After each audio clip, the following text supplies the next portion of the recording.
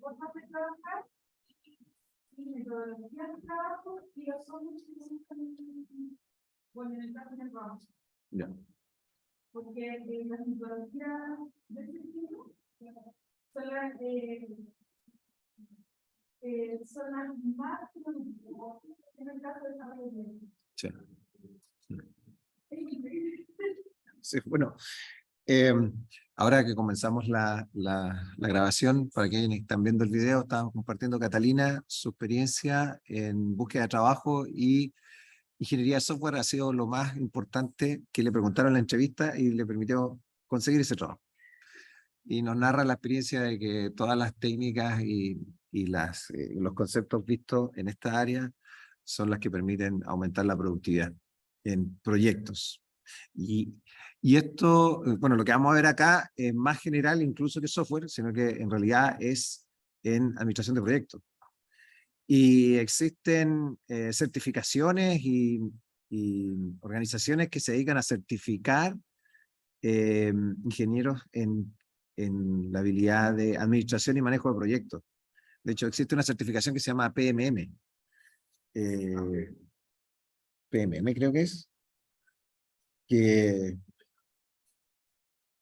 tiene que ver con manejo de proyectos justamente. Y tú no puedes acceder a esas certificaciones mientras no hayas tenido experiencia en el manejo de proyectos.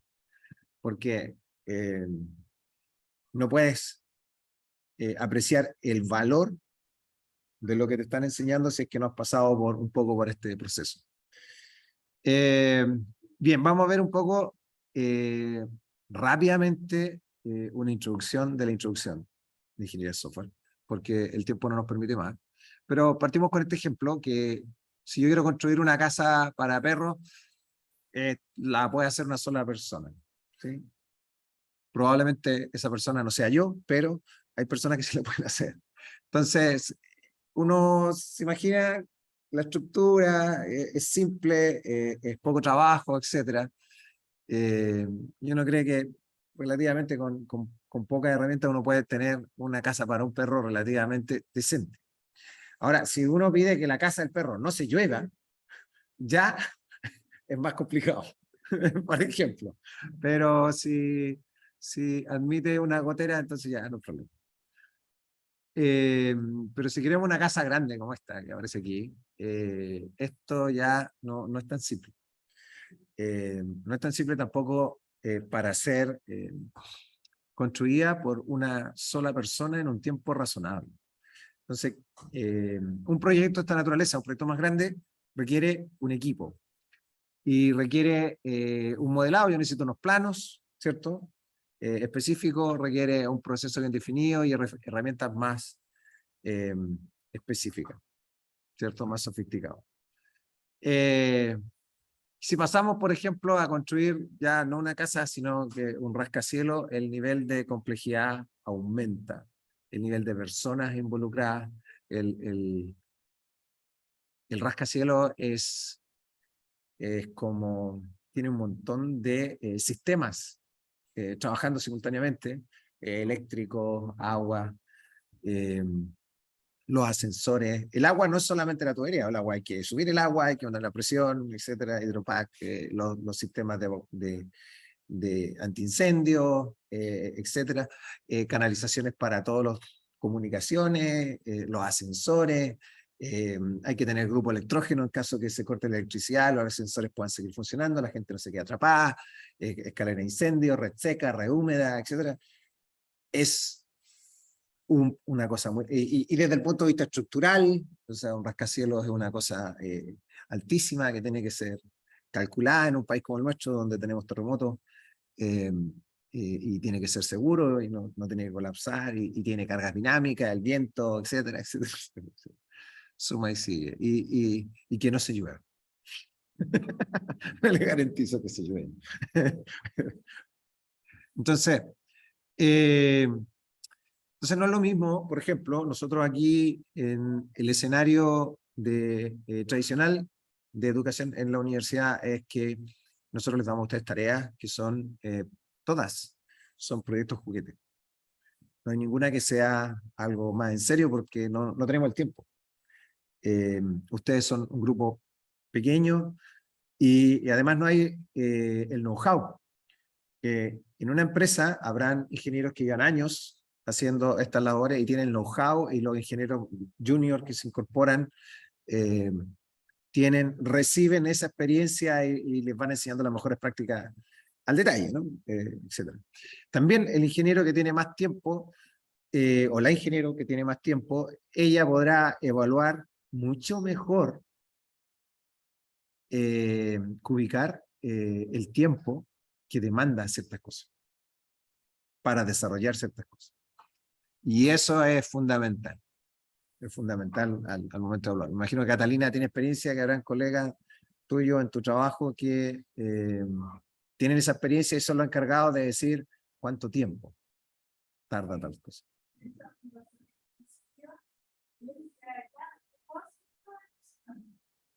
Me decían, no, 2 meses. 2 meses.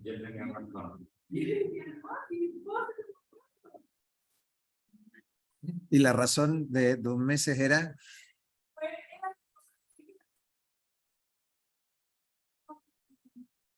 Ya, o sea, tenía la razón, era más complejo de lo que tú pensabas.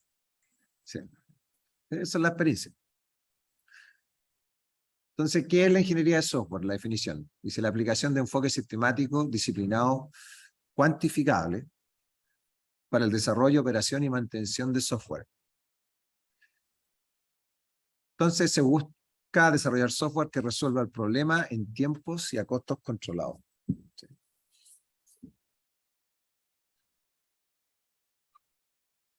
Entonces, objetivos de la ingeniería de software: es desarrollar software que tenga las siguientes características. Calidad. El producto de software cumple con los criterios de aceptación especificados en los requerimientos. Confiable. Se espera que el producto pueda cumplir en cualquier instante de tiempo. Aquí hay una observación que uno, como tal vez con poca experiencia, pudiese hacer un problema, no un problema, sino más bien tener un error de criterio al momento de evaluar ciertas situaciones. Si ustedes tienen, por ejemplo, un error que se produce en una aplicación, en su desarrollo, y ustedes estiman que ese error es muy poco probable, uno podría haberse tentado a decir, bueno, lo dejo, total, esto es muy poco probable que ocurra, y ya está. Sin embargo, ahí estamos cometiendo un error de apreciación. ¿Cuál es el error de apreciación? Lo importante no es la probabilidad de ocurrencia de un evento. Lo importante es las consecuencias de que ocurra ese evento. Si ese error va a generar una cosa pequeña, bueno, tal vez puede ser obviado y dejado para ser corregido más adelante. Pero si ese error produce un evento catastrófico, y es decir, mi aplicación se detiene, etcétera, entonces da lo mismo la probabilidad. Hay que arreglar ese problema. Porque si ocurre un evento catastrófico, la percepción del usuario final es que la aplicación, el software que desarrollamos, es de mala calidad. No es confiable. Entonces, eso tiene que evitarse a todo. Reusabilidad. Un producto de software debe garantizar que los módulos se puedan reutilizar para desarrollar otros nuevos. Tuve una experiencia de la poca experiencia que tengo trabajando en la industria. Trabajé con una empresa de India que ellos desarrollaban un sistema para administración de hospitales. Y la verdad, lo que ellos tenían era un montón de módulos que ya tenían hechos y probados, etcétera, y lo que hacían era una personalización para los requerimientos del hospital.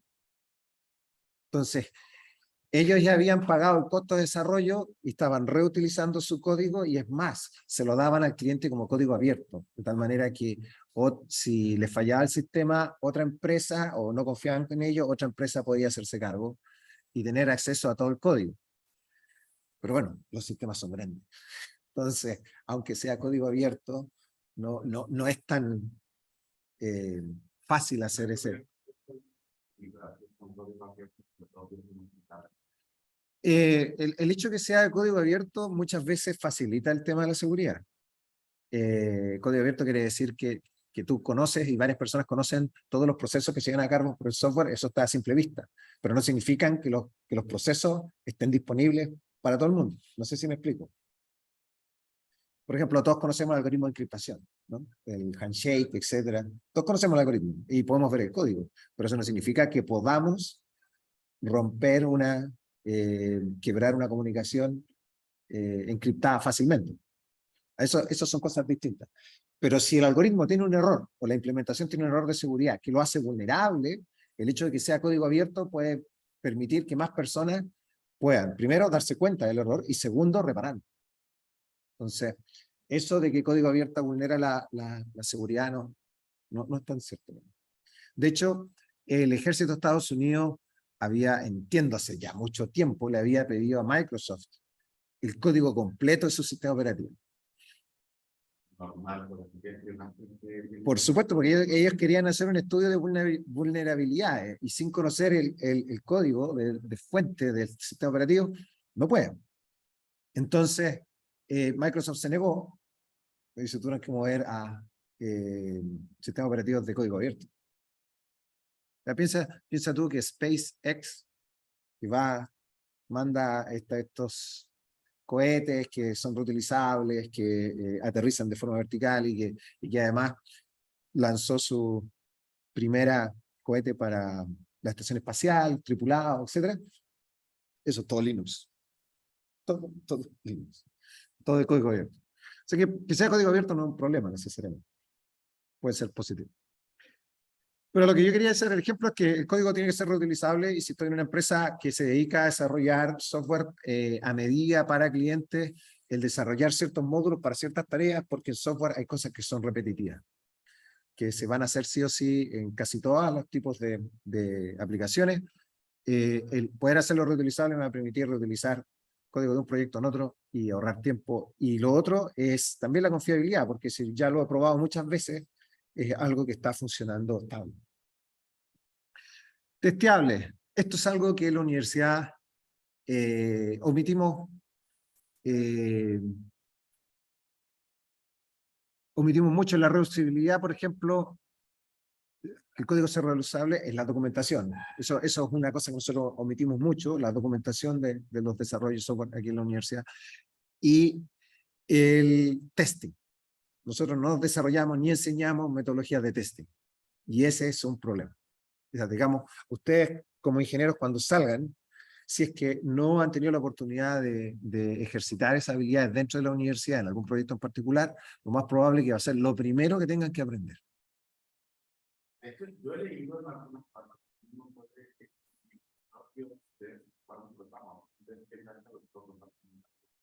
de hecho, esas son las ideas de testing, es generar un código que te prueba el programa y hacer metodologías de testing, etcétera. Y hay todo, yo no tengo experiencia en eso, no lo puedo enseñar, pero sí he sabido estudiantes míos que se han egresado, lo primero que me han dicho, Werner, lo que fallé, no sé testing, y no sabemos testing. Y seguimos sin saber. Ese es un problema. Yo creo que para este tipo de cosas, lo que deberían hacerse talleres con profesionales de la empresa que estén en la trinchera con la última tecnología haciendo testing, y así aprendería bien. Nosotros, profesores de la universidad, no estamos en el desarrollo de software. Entonces, por eso nosotros enseñamos los conceptos, los fundamentos, te damos las bases, pero la profesionalización se alcanza con el ejercicio profesional. ¿Sí? Tiene que ser adaptable, evolucionar según los cambios que vayan surgiendo, los requerimientos, y esto es una técnica, o sea, me imagino que Catalina en su experiencia en esta empresa consultora, es el tema de que el cliente no sabe lo que quiere, te dice una cosa, tú entiendes otra, y hay un montón de memes, el del columpio por ahí, que es re bueno, la solución de terreno. En fin, portable. El software debería ser fácilmente transferible de un sistema computacional a otro. Hoy en día casi todo es la nube para ser utilizado en una interfaz web. Me cuesta pensar otro hoy en día en desarrollo moderno, salvo aplicaciones en dispositivos móviles, que aún así pueden ser interfaces de otra aplicación más grande que corre en la nube. Así que eso hace que básicamente hemos pasado de múltiples plataformas, sistemas operativos, etcétera, a básicamente uno, que es la nube. ¿No? Sí, corrígeme por favor, Catalina, que trabaja en esto. Viene el proceso de desarrollo de software. Dice, tenemos el sueño, investigación, desarrollo, lanzamiento, soporte. Dice, define quién debe hacer qué, cuándo y cómo. Entonces tenemos los requisitos nuevos, los modificados, tenemos un proceso de desarrollo y tenemos un sistema que sale producto de este proceso. No existe un proceso de software universal. Las características de cada proyecto, equipo, desarrollo, recursos, cultura de la empresa, etcétera. Eso. Porque he sabido historias de exalumnos que van a empresas que son de exalumnos de acá y la cultura de la empresa es horrible. Entonces no hay mucha comunicación entre los ingenieros y son como, yo trabajo en mi cosa, con mi audífono y ya. Todos mis exalumnos han volado de ahí apenas han podido. Y he tenido exalumnos que han estado trabajando en esa empresa, se han ido en otra por mejores perspectivas y después de un tiempo se han desilusionado de todo el sistema. y han vuelto a hacer un doctorado. No quiero dejarme la cadena.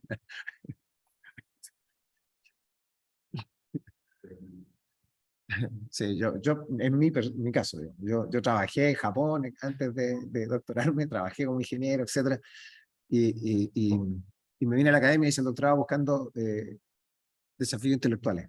Eso. Y trabajar con gente talentosa. Y hacer ingeniería, o sea, hacer cosas desafiantes intelectualmente. Por eso vine. En fin. Ahí. Etapa del proyecto software. Identificar una oportunidad de negocio. Esta parte es súper importante. O sea, esta parte, ¿de qué se ríen? Porque identificar...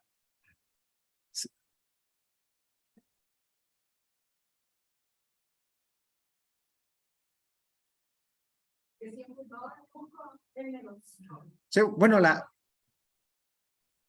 eso es, Britney, es una habilidad que tenemos que cultivar. Eso es una característica súper positiva. La ingeniería vive en 5 dimensiones. ¿Saben? O sea, las 3 espaciales, el tiempo y la plata. Sin plata no hay ingeniería. Entonces, el tener la visión de buscar un modelo comercial a todo lo que estamos haciendo es súper importante, ya sea porque ustedes puedan partir, que si esa idea es suficientemente potente como para formar una empresa alrededor de eso, se forma una empresa y se hace un emprendimiento. O bien, ustedes estando en una organización proponen algo que sea una nueva área de negocio a la empresa, es súper importante. O sea, digamos, nosotros debiéramos ser profesionales que somos proactivos en cualquier organización en la que estemos, a mejorarla. Si estamos en una ONG o si trabajamos para el gobierno, igual tenemos que tener esa visión de tratar de mejorar donde estamos y cómo lo hacemos mejor. Si estamos en una empresa, la empresa se dedica a ganar plata. Y si nosotros contribuimos con un nuevo negocio, a ustedes no los van a echar. Se les garantizo que ustedes no los van a echar. Probablemente ustedes los van a levantar para otra empresa, para hacer lo mismo en otro lado. Y eso en un currículum se ve, propuse tal modelo de negocios que actualmente factura tanto, iniciativa mía. O sea, te ponen esa línea en un currículum, así de claro, así directo, o sea, suena fácil, o sea, sí, fácil decirlo. Les garantizo que hace un currículum leído con mucha atención. La oportunidad de negocio, fundamental. Levantamiento inicial de requerimientos, que entender el problema, reuniones con los clientes, especificación inicial de los requerimientos. Muchas veces cuando estamos pensando, aquí estamos pensando en un escenario como que nos describió Catalina, en el cual hay una empresa consultora que desarrolla software para clientes. Es decir, es lo que se llama software a medida, ¿no? Es un traje desastre, ¿no? Cada cliente tiene el largo de brazos distinto, el ancho aquí, etcétera, sus dimensiones corporales, entonces le hacen el traje, el vestido, el traje, lo que sea, a la medida del cliente. En una experiencia personal, me tocó ir varias veces a Silicon Valley. Y lo que me dijeron de Silicon Valley, me lo dijo un tipo que era de estos como tiburones. Así.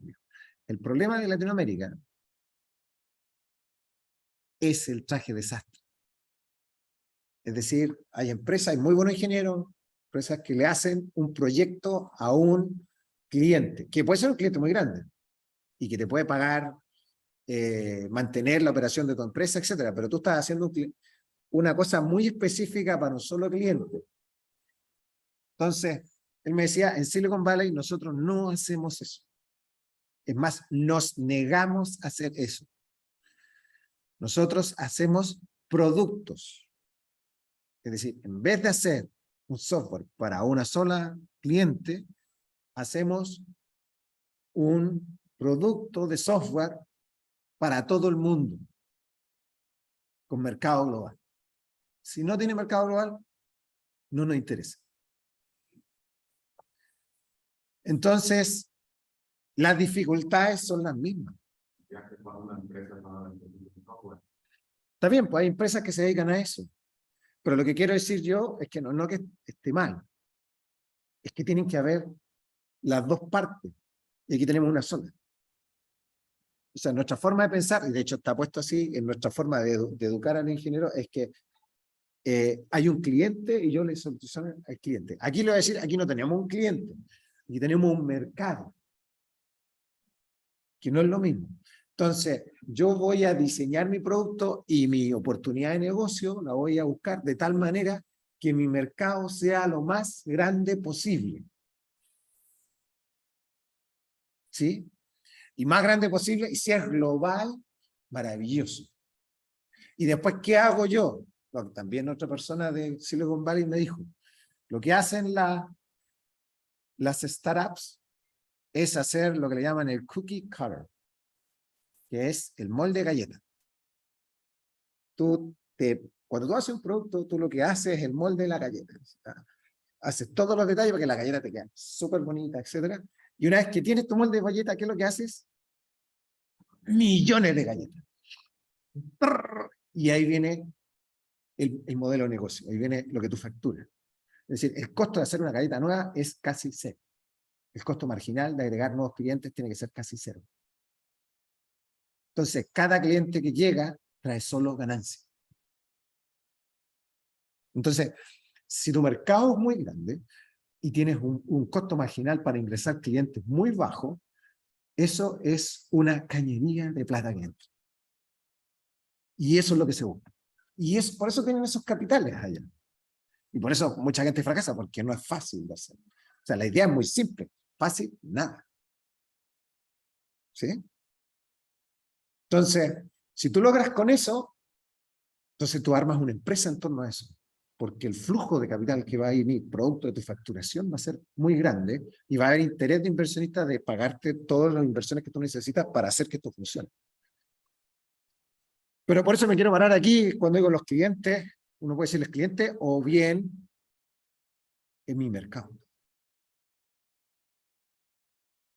¿Sí? Entonces, confección de la propuesta. Aquí nuevamente el escenario es como yo me siento, voy a las oficinas de los clientes, tengo reuniones con ellos. Entonces, estimación de esfuerzo, planificación del proyecto, uso de técnicas estadísticas de proyectos similares, entrevista a personas con experiencia en proyectos similares, definición de alcance de proyecto, costo, y cuando la cuestión se cierra y empieza el desarrollo, esto es una carrera contra reloj. ¿Por qué? Porque tú estás cobrando por tiempo, el tiempo de tus ingenieros cuestan, etcétera, y en la medida que tu proyecto, tú estimaste un tiempo de 6 meses de desarrollo y lo hiciste en 3, tu cliente está feliz, te va a pagar lo mismo que costó ese SEO, pero tu costo es la mitad en sueldo y otras cosas más. Entonces, eso hace que sea el doble rentable, por decir un número. ¿Cuál es el problema? Que puede ser que tú dijiste 6 meses y la cuestión fue 1 año. Entonces ahí viene el problema. Serio problema.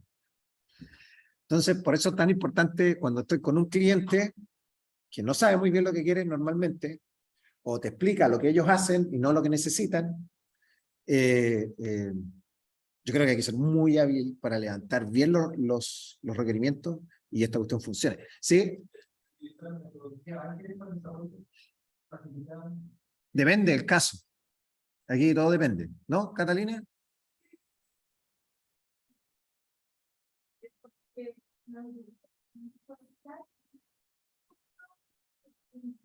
Comercial, informático, casi un equipo que generalmente sabe cuándo se van a hacer cuenta y queda mejor y si trabaja en el sentido de un salario paso. Esa bueno porque juntan muchos años y en cada lado su lugar, pero hay que O sea, yo creo que en varias metodologías se puede hacer esa integración, digamos, de no disociar la gente del área comercial, la gente de operaciones, la gente de venta, bueno, comercial, venta es lo mismo, y operaciones con la de desarrollo. O sea, tiene que juntarse, tiene que conversar, tiene que ser fluido. Pero eso no siempre es fácil dependiendo del volumen, o sea, el tamaño del proyecto, tamaño de la organización en la que tú estás, etc. Aquí vamos a ver cuál es mejor según las circunstancias, según el proyecto. Ya, análisis del problema, diseño de la solución, que termina un paréntesis que no se abrió, diseño de interfase gráfica, o sea, esto es como hacer las maquetas, ¿no? Los mock-up de las interfaces para ver cómo va a ser el diseño de la solución y la realización de diagramas UML. De hecho, por ejemplo, en Estados Unidos, cuando estuve ahora en Texas A&M, como un ejercicio de ingeniería, que es una cosa que nosotros no hacemos, desgraciadamente. Nosotros hacemos en instrucción de ingeniería, la instrucción de ingeniería que nosotros hacemos en telemática es, ustedes tienen unas herramientas aquí, usted haga todo, construya, diseñe, piense algo y construya su proyecto funcionando al final del semestre. Tienen un semestre. Allá hacían una experiencia diferente, que lo hacían un fin de semana, así maratónico, como una hackathon, pero era de diseño. Se ponían un problema, distintos problemas, o sea, de energía, de esto, etcétera, y le dan un montón de materiales que eran más bien como para manualidades, cartones, tubos, etcétera, que se tenían que pegar cosas. Y la idea era desarrollar, era diseñar, cero implementar. Entonces era llegar a la idea, solo a la idea, al concepto, y todos los materiales que le daban era para un poco poder comunicar esa idea, ese concepto. La diferencia es que en realidad, y va un poco al principio aquí, de ver el problema, identificar una oportunidad de negocio y proponer un concepto que puede ser la solución. Y etapas posteriores, ver la posibilidad de su desarrollo, de su implementación. Esta la etapa parecida sería entonces solo diseño. Y hacía una hackathon que los premios eran solamente las mejores ideas. Y de ahí habían salido algunas que luego después se convirtieron en empresas. Y una idea era, que me pareció súper buena, era un chupete para bebés que mide la hidratación del bebé. Porque el bebé no puede decir, me falta agua, me falta, etcétera. Y en lugares donde el clima es muy caluroso, los bebés se deshidratan muy rápido en general. Entonces, ellos han diseñado un chupete que se conecta y te dice que el bebé necesita más hidratación. Y esa había salido de una hackathon que era solo el diseño, solo la idea, la oportunidad de negocio, el problema, etc. Y yo si fuera padre, bueno, aquí en Chile no es tan necesario, pero viviendo en Texas con esos calores, etc., yo hubiese comprado ese chupete, por ejemplo. O sea, no ve que hay una cosa ahí atractiva. Ya, implementación, programación del código fuente, comentar el código fuente en forma entendible y razonable. Para eso también hay buenas prácticas, hay incluso formatos, estándares. En otros cursos he pedido que utilicen el estándar GNU para codificar, para que sea legible y los comentarios todo en inglés, etc. Construcción de programas de pruebas test, prueba unitaria al desarrollo mediante programas de test, es decir, probar los módulos. Y lo que decía esto Sven, hacer su propio programa que pruebe tus módulos.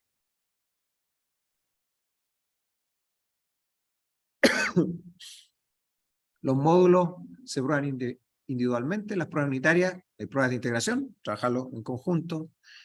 Que esto es una estrategia que es como de sentido común. Mucho de esto es de sentido común, pero luego cuando uno se ve enfrentado a un problema no lo hace.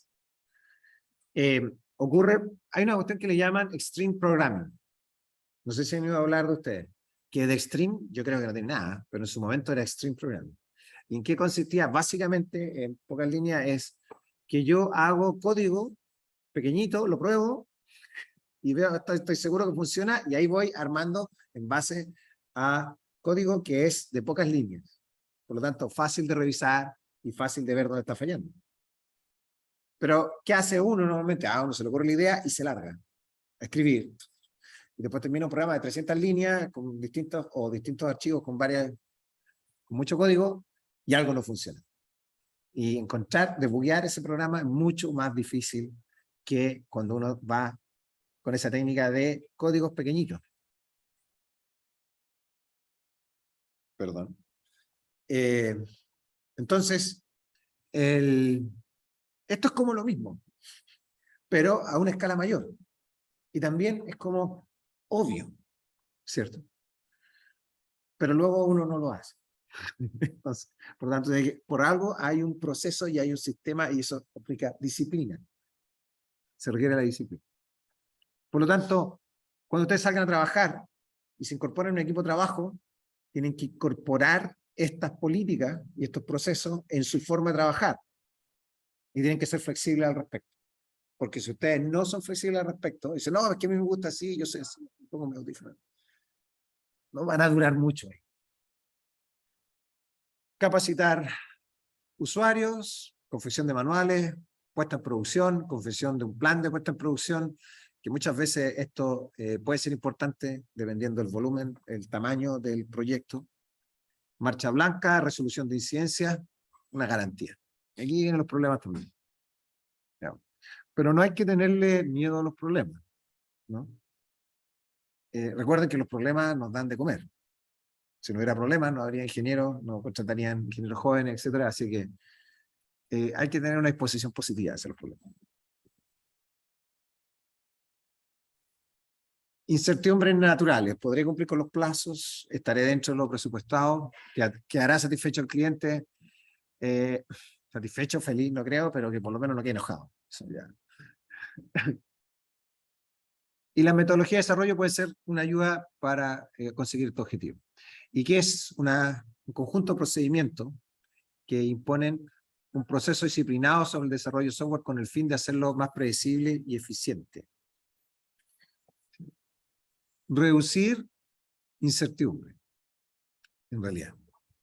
Y reducir incertidumbre es lo que queremos hacer en casi todo ámbito de la ingeniería. ¿Sí? Desde que comenzó con el modelo Ford-T de producción en línea, el sistema de producción en línea que implementó Henry Ford, lo que reducía era la variabilidad. Y reducir la variabilidad, reducir la incertidumbre. ¿A través de qué? De más precisión en la manufactura.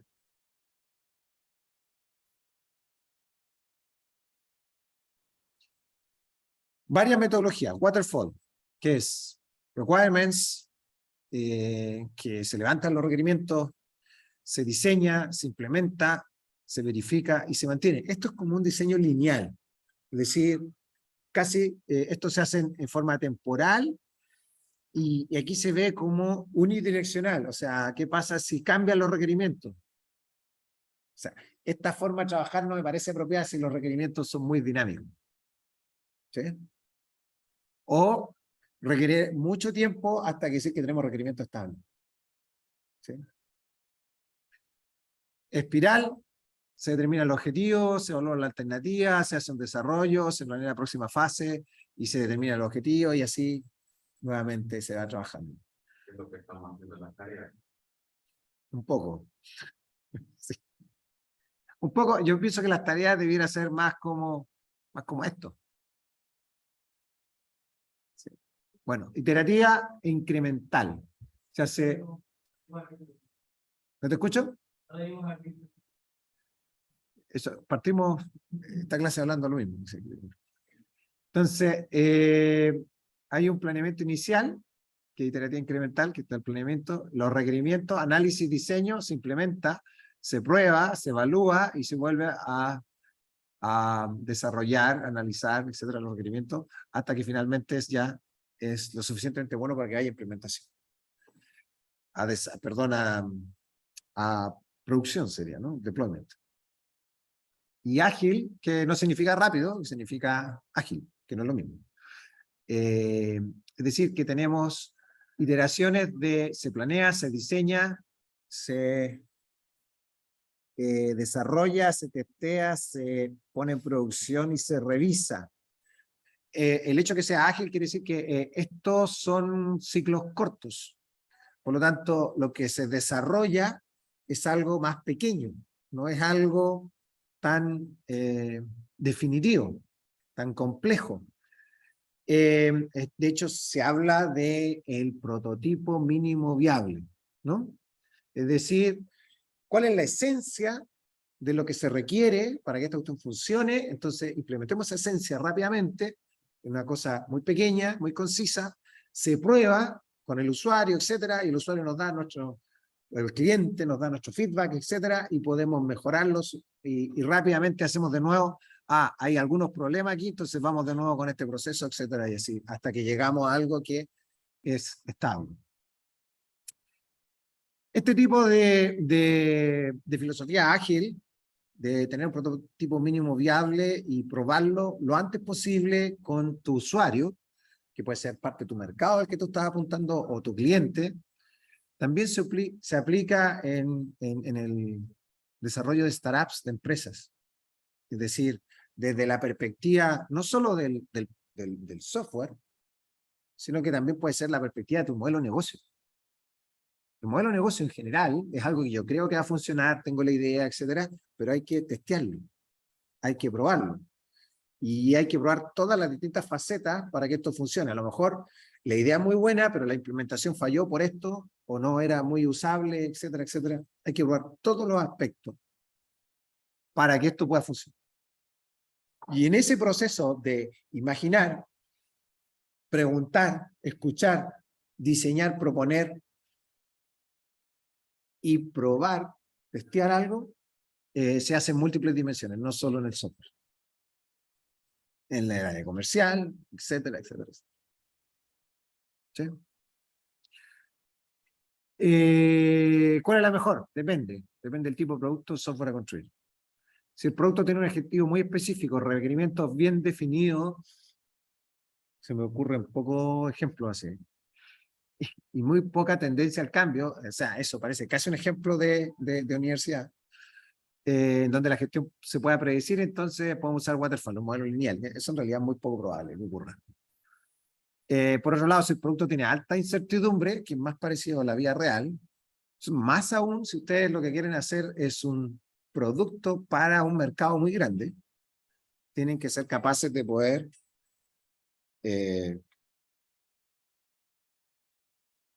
encontrar ese mercado, encontrarlo, aislarlo, identificarlo y poder construir algo que satisfaga a ese mercado. Por lo tanto, en ese caso, es utilizar metodologías ágiles. Pero ágiles no solo para el desarrollo de software, para todo, para toda la organización. En emprendimiento, utilizar mejor una metodología ágil. Y aquí, en memoria multidisciplinaria, es lo que se hace. ¿Sí? Yo recomiendo que al momento de titularse ustedes participen del programa de memoria multidisciplinaria. De verdad. Partido porque van a trabajar con otros compañeros de otros departamentos, de otras carreras, en problemas que son reales, que los pone un ente externo de la universidad. Y tienen un año para resolverlo, lo cual un año ya, un equipo de ingenieros ya se parece más a un ejercicio real de la profesión. Entonces tenemos el tiempo y cumplimiento de requerimientos, y aquí esto como en bloque, en el caso cascada, muy lineal. En el caso iterativo, pero en el caso de cascada no hay ciclos, todo tiene que ser muy bien hecho antes de empezar, y aquí el ejemplo muy bueno, el viaje a la luna. O sea, No puedo, voy a probar y voy a, o sea, por el momento pruebo, pero al momento de lanzar, eso tiene que estar funcionando, porque si no, muere gente. Así que eso depende exactamente de qué es lo que estoy haciendo. Iterativo, repite el proceso en varias iteraciones, y el ágil en iteraciones más cortas. Sí. Por lo tanto, nos permite relanzar y lo que le llaman en Estados Unidos, lo que le llaman el pivot, ¿no? Como en básquetbol, cuando uno agarra la pelota con las dos manos y se mueve con un pie nomás para cambiar de dirección, pivotear. En el fondo, parten con una idea, de hecho, y en medida que van probando, van preguntando, se dan cuenta que la idea original, si bien es cierto, no era mala, pero no es practicable, o no hay mercado todavía, o cualquier cosa, eso no va a funcionar, entonces empiezan a probar variaciones hasta que encuentran una que sí permite el desarrollo. Y tiene las condiciones de mercado, de modelo de negocio, etc. Y eso es lo que llaman pivotear. En un modelo ágil te permite varias instancias para pivotear tu idea, y quizás lo que termina acá no tenía mucho que ver con lo que partió acá. Sobre todo en el caso de nuevos negocios, nuevos productos, en el caso de startups.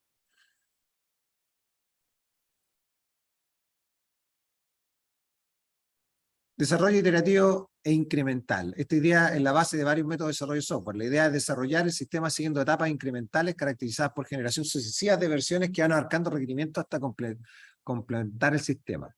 Entonces, iterativo. Cada vez que revisitamos la etapa del modelo en cascada.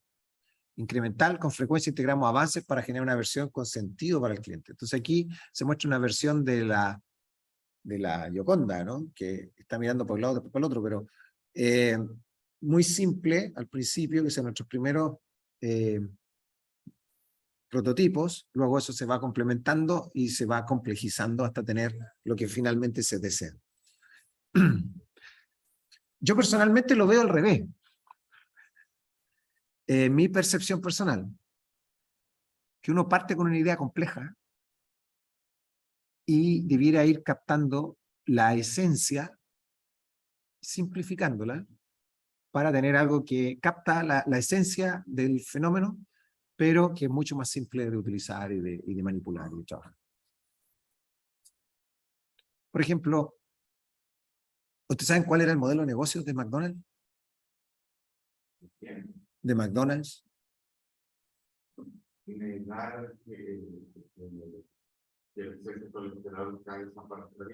No, eso es, ¿cómo se llama? Es una estrategia defensiva. Pero eso no le hace ganar plata. ¿Ah? ¿Cuál es el modelo de negocio de McDonald's?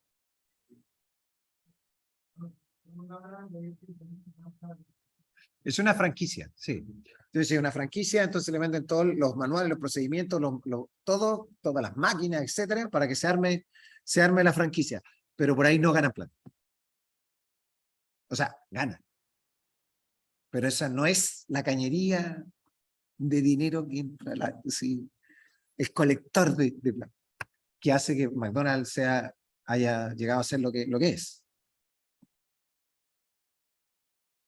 ¿Saben cuál es? Se los voy a decir. Es los bienes raíces. Porque ellos cuentan con información privilegiada. Cada vez que viene al menos en Estados Unidos, que es donde realmente importan en realidad. Cuando alguien dice, quiero poner un McDonald's, ¿dónde? En tal parte. Entonces ellos estudian dónde va a poner, entonces van y compran los lotes de terrenos contiguos. Entonces se pone el McDonald's y todos esos lotes de terrenos suben de precio. Y los venden. Y eso es impajaritable, o sea, suben, porque trae más gente, trae más comercio, etcétera, etcétera. Y ese es el modelo de negocio. La capacidad de abstracción que hay que tener para llegar a esa idea, o sea, es genial, es brillante, pero es extremadamente complejo. O sea, ustedes nunca menosprecien la capacidad de sus colegas que se dedican a la parte comercial.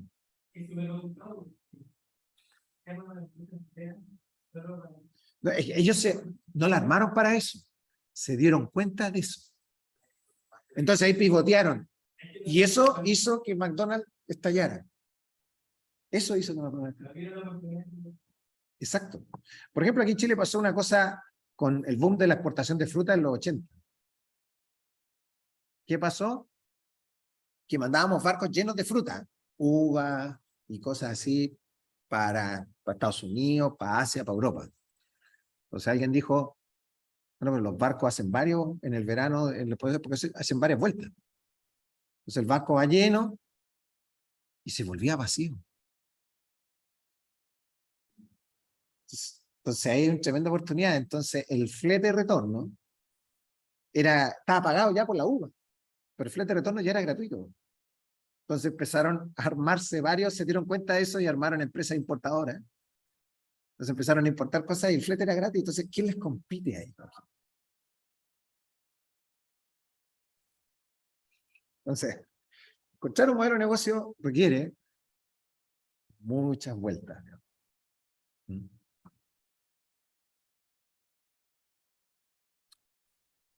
Entonces, manifiesto para el desarrollo ágil. Estamos descubriendo formas mejores de desarrollar software tanto por nuestra propia experiencia como ayudando a terceros. A través de este trabajo hemos aprendido a valorar, y esta parte es importante, individuos e interacciones por sobre procesos y herramientas. O sea, las personas. Y es otra cosa que nosotros tenemos otro problema.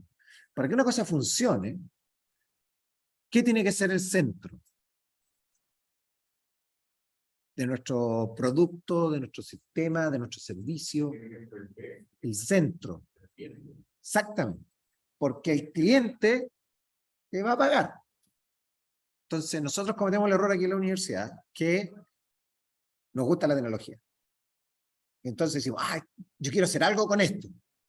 ¿Por qué? Porque esto es una tecnología súper chata. Entonces, y la tecnología. Entonces ponemos procesos y las herramientas por sobre los individuos y las interacciones con los individuos, las relaciones con los individuos.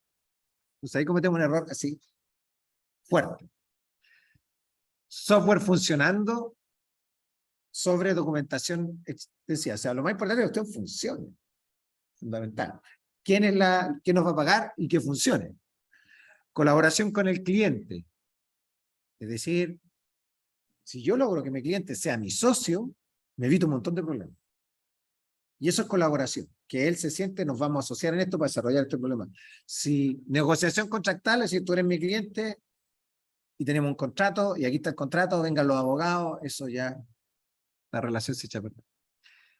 Si yo tengo colaboración y estoy cercano con mi cliente, tengo respuesta ante el cambio. Porque si no, cambian las cosas, el cliente cuando viene a avisar, esto ya es tarde y todo colapsa. Otra experiencia que les puedo contar, cuando trabajé en la NEC, la Nippon Electric Company, en Japón, trabajé en un área comercial, a pesar de mi base técnica como ingeniero, pero me tocó visitar fábricas. Entonces, en las fábricas, ellos diseñaban y hacían equipos de telecomunicaciones. No sé, pues de fibra óptica, de ATM, distintos equipos. Entonces, esos equipos iban, o sea, un nivel de complejidad súper alto, entre que diseño la placa madre con los distintos componentes, hasta que diseño el chip integrado, el circuito integrado que hace tal proceso específico para este equipo, porque si no, por software la velocidad no da. ¿Sí? Entonces, tenía una empresa asociada que NEC le pagaba para desarrollar circuito integrado. Y esa empresa tenía ingenieros sentados con ingenieros de NEC en las oficinas de la fábrica de NEC. Entonces ahí la colaboración con el cliente, o sea, tú lo veías a esa persona y tú pensabas que era otro más de NEC. Pero después con el tiempo te das cuenta que no. Ese trabajaba en realidad para otra empresa que tenía un objetivo hiper específico, que era desarrollar circuitos integrados de tal tipo. Y ahí trabajaba con los otros ingenieros cuando estaban diseñando el equipo más grande.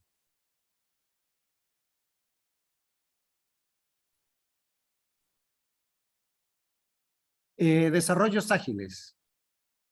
Dice levantamiento de requerimientos, especificaciones, reconocer que evolucionarán. Esto es dinámico desde un principio.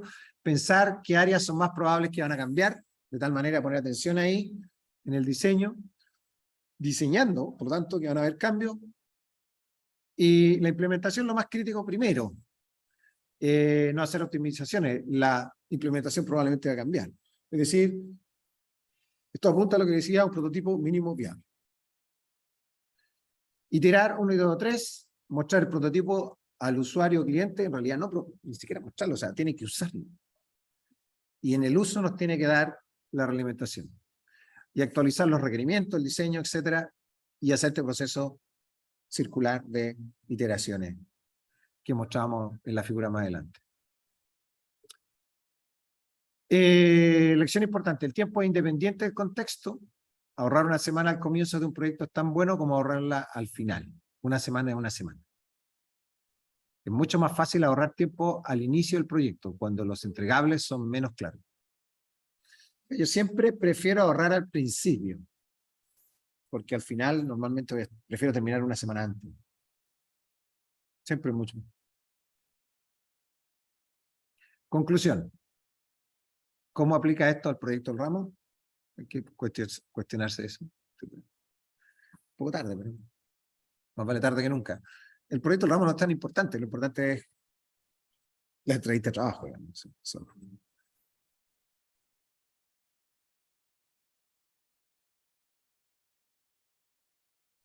Ya, entonces vamos a ver algunas herramientas. ¿Cómo estamos a tiempo? Nos quedan 10 minutos.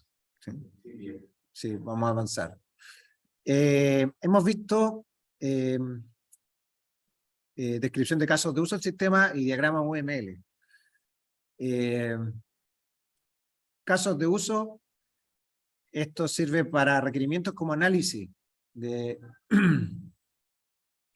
lo tanto, siempre hay un actor principal y el sistema. Y el caso de uso tiene un contexto, secuencia de acciones, y las acciones son interacciones entre el actor, los actores y el sistema bajo desarrollo. Por ejemplo, tenemos los actores y el sistema. Actores pueden ser usuarios, otros sistemas, hardware, todo fuera de lo que yo estoy programando.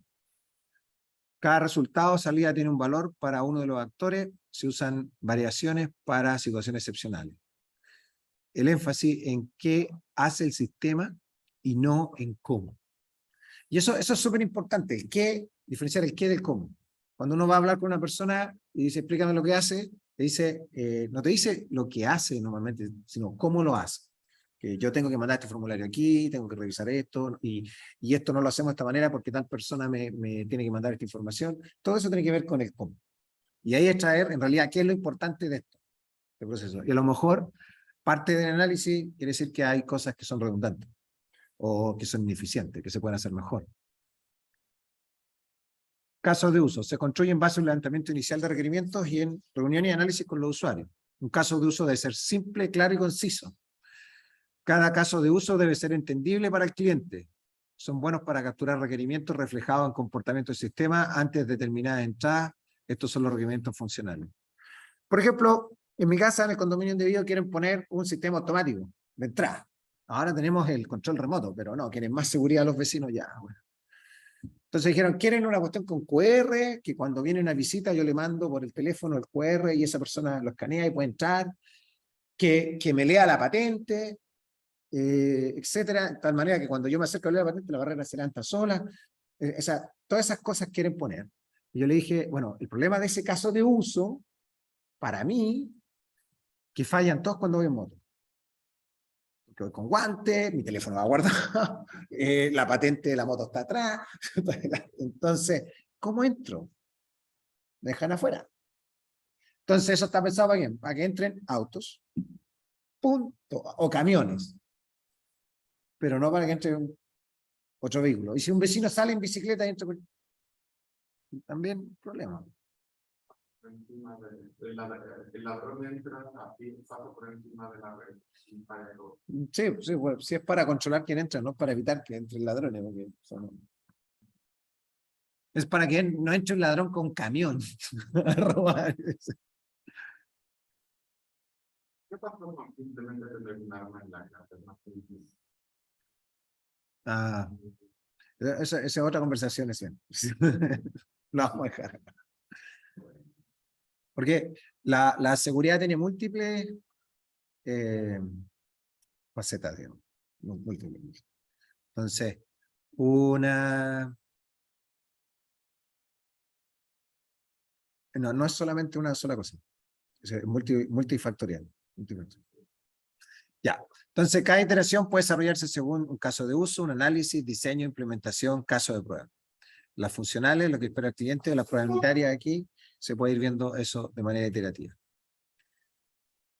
Plantilla para registrar casos de uso. Pone el nombre del caso de uso, un verbo sustantivo, por ejemplo, cambiar nota. Un propósito, resume brevemente qué se desea lograr, el objetivo. Y el objetivo siempre tiene que ser muy conciso, con verbos de acción en infinitivo. ¿Sí? Actores externos que participan en el caso de uso y cuál es el contexto, los prerequisitos necesarios para que esto funcione. Y aquí el caso se recomienda una plantilla para registrar esto. Y la secuencia normal de eventos. Aquí tiene el actor y el sistema y se recomienda en 2 columnas de la manera de distinguir cuáles son los eventos que van a haber en este caso de uso. Y puede haber un curso alternativo de eventos cuando hay un error o cuando hay situaciones fuera de lo común. Plantillas, requerimientos no funcionales, especificación narrativa, solicitudes no funcionales del usuario que especifican situaciones de rendimiento, volúmenes de información, seguridad, tiempo de respuesta, etc. ¿Y quién está haciendo esto? El autor, por supuesto. Ejemplo de caso de uso, sistema de lámpara domótica, la tarea 1. Nombre, encendido de lámpara, dice, propósito, el usuario remoto desea encender una luz de su casa. Entonces, puesto como objetivo sería encender una luz en la casa por parte de un usuario remotamente. Pero sería encender. El verbo en infinitivo, la primera palabra que tiene que ir en un objetivo. ¿Vale? Actor, de la dueña casa o el dueño de casa, la lámpara está configurada, la precondición y registrada en la nube. Evento, la dueña presiona el botón Power del control remoto tipo manual. Y aquí está la plantilla de eventos. La dueña casa selecciona un canal y presiona el botón Power, control remoto. El sistema cambia azul, el botón de Power. Y el sistema enciende las lámparas configuradas en el canal de control remoto. Ejemplo, caso uso un sistema de lámpara domótica, curso alternativo, dice, es común especificar variantes. Variante 1, el usuario selecciona un canal sin lámpara y presiona el botón Power. Sistema cambia a azul el botón Power. No se enciende lámpara por no haberla en ese canal. Aquí podría haber, manda un mensaje, no hay lámparas conectadas en este canal, no sé, pues avísele a la pobre persona que no tiene idea. Variante 2, la luz ya estaba encendida, por ejemplo, y yo aprieto encender, permanece encendido. Requerimientos no funcionales, se debe poder manejar hasta 10 lámparas en un mismo canal, por ejemplo, y el autor. Bien, esto hemos visto algo de UML, muy simplificado, que es Unified Modeling Language, y que hay varios tipos de diagramas, pero aquí, por el tiempo, solamente 4.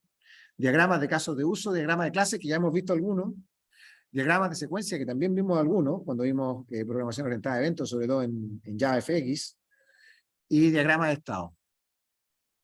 Aquí están todos los 4, el diagrama, los diagramas de estructura, tenemos los diagramas de clase, y los de comportamiento dinámico, tenemos el caso de uso, la máquina de estado, y el diagrama de secuencia.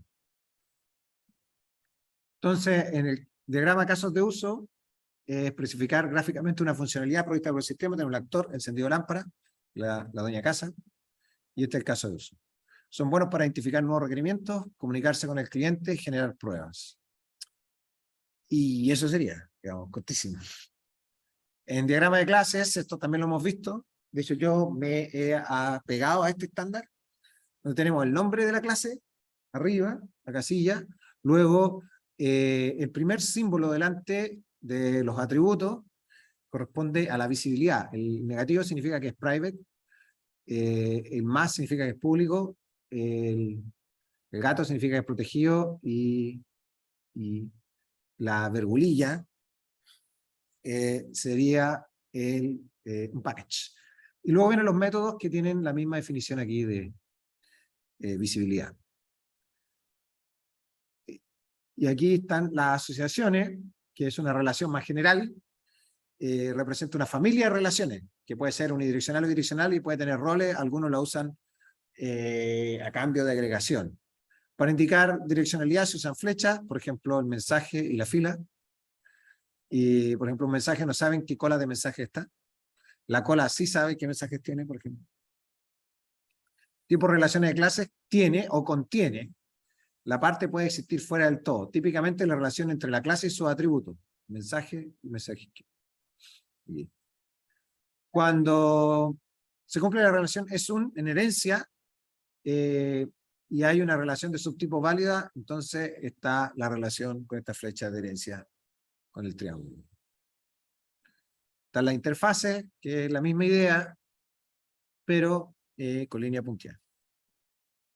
Y la dependencia es más débil de las asociaciones, indica que una clase usa a otra en algún momento, por lo tanto necesito tener esa clase instanciada, un objeto, lo que sea. Existe, bueno, puede ser estático, tal vez no, pero sí se necesita la clase para que eso funcione. Existe dependencia si una clase aparece en un parámetro o variable local en un método de la otra. ¿Sí? Usted puede ocultar o omitir detalles no esenciales.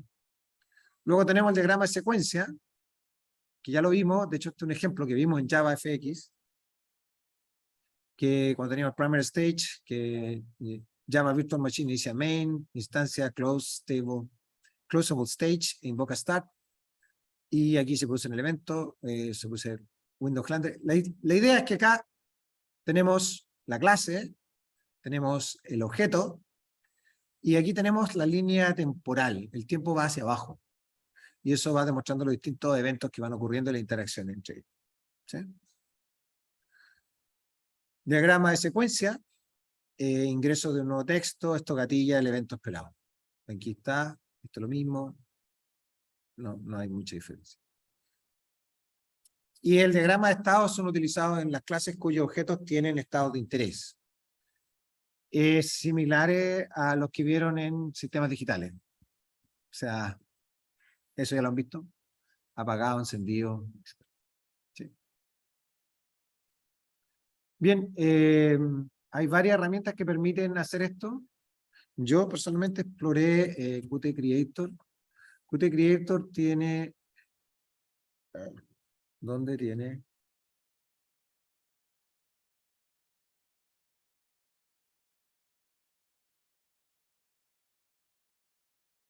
Hay uno que era Model. Oh, lo perdí. ¿Lo cerré? Parece que lo cerré. Bueno, si uno quiere, por ejemplo, a este proyecto, agregarle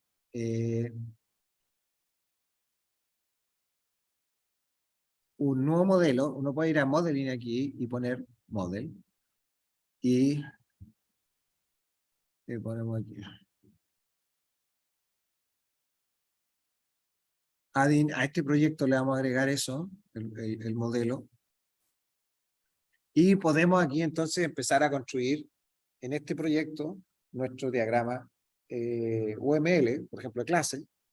Entonces, si vamos tenemos esta clase coasensor, lo vamos a poner aquí, lo arrastramos, y nos dice agregar el componente o agregar la clase coasensor. Agregamos la clase. Y así podemos ir construyendo el diagrama de clases de nuestro proyecto utilizando el model de Qt Creator.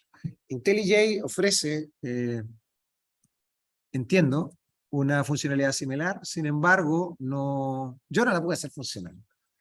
El colega Agustín González lo bajó, lo instaló y lo hizo funcionar. De hecho, en una tarea a él les daba el diagrama de clase que hizo él con IntelliJ. A mí no me salió. Así que requiere un poquito más de tutoriales que no hice. Bien.